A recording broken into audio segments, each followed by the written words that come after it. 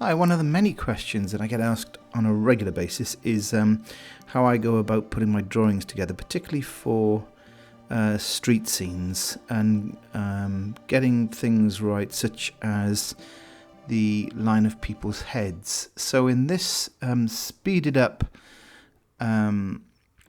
short video, I'm going to just talk you through how I work from my photos. Using this Hahnemuhle paper for this occasion. It's a £140 knot surface, and just using a 3B pencil here to rough out the outline of the tops of my main building. We have this hotel here on the right hand side.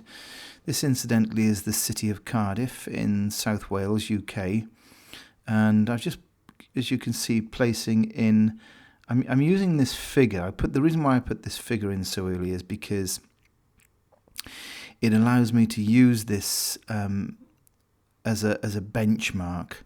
So we're dealing with a flat ground area mostly.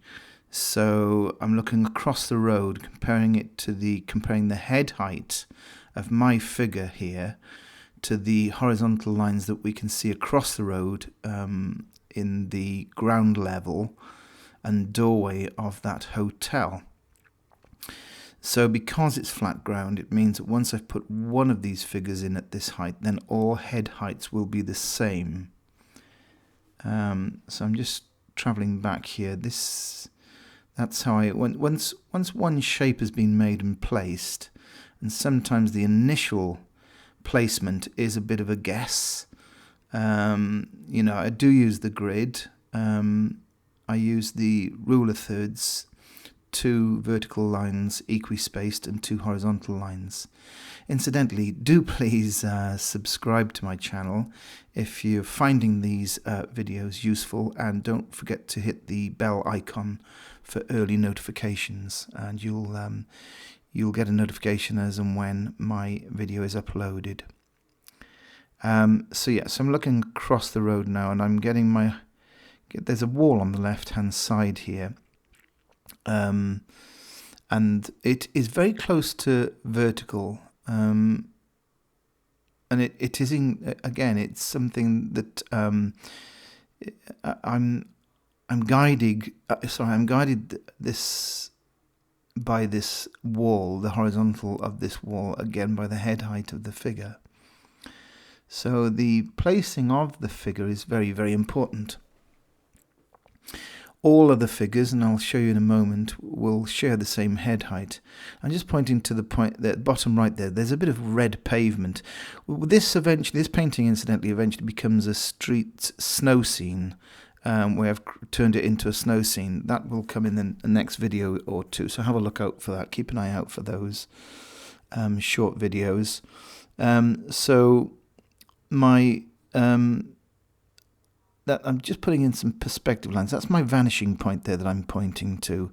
And I'm just using this single vanishing point.